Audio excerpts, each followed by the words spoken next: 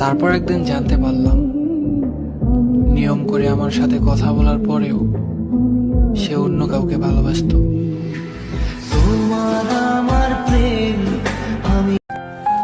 আজকে অনেক বৃষ্টি হচ্ছে আমাদের এখানে। এই শালা বৃষ্টিটাও না আমাদের মতো, জানো, সবসময় কাউকে জানি মিস করে। শালা নিজে তো কাঁদে, সাথে আমাদেরকেও কাঁদায়। মায়ের আদরের ছেলেরা 10 মিনিট বাড়িতে কাজের কথা বললে বাসা থেকে বের হয়ে যেত নানান অজুহাতে।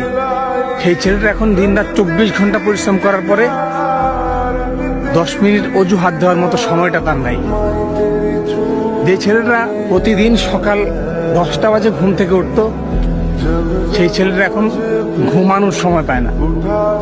ছেলেদেরকে দায়িত্ব শিখাইতে হয় না, পরিস্থিতিতে পড়লে প্রত্যেকটা ছেলে দায়িত্ব নিতে পারে।